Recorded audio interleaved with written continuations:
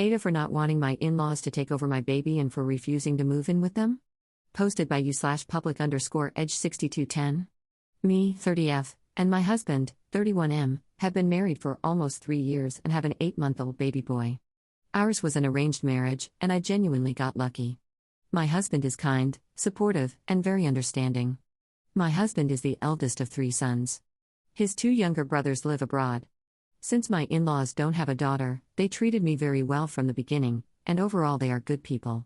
This makes the situation harder for me. The issue started after my son was born. During the first few months postpartum, I stayed with my parents and then with my in-laws. At first, I ignored small things, assuming they were just excited grandparents, but over time, certain behaviors started bothering me. They would refer to themselves as father and mother when talking to my baby, in our native language. When my baby cried or needed to sleep, my father-in-law would ask my mother-in-law to comfort him instead of letting me do it. Sometimes they wouldn't give my baby to me when he was crying, or they would take him from my arms, saying they would try to calm him. I felt invisible but stayed quiet, thinking it might just be postpartum hormones.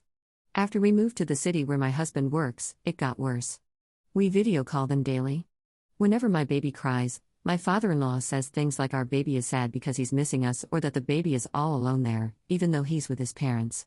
He has joked that the baby might be bored of seeing only my husband's and my face. It often feels like they see my baby as their child, and us as caretakers.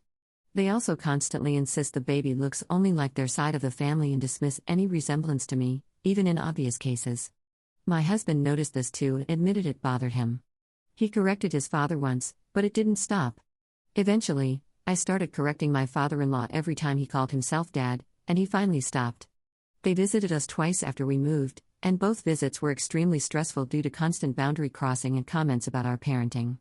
Recently, the main conflict happened. We can't visit our hometown often because my husband gets only 4 days off a month.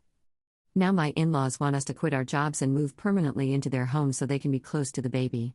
I work from home, but only from our current location, not my hometown. More importantly, based on their current behavior, I don't feel comfortable living with them. My father-in-law frequently comments that we don't feed the baby on time, that the baby is unhappy, lonely, and has to play alone.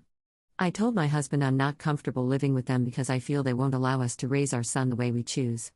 My husband agrees and plans to have a serious conversation with his father to set boundaries and clearly state that this is our child. However, my husband is also worried because his parents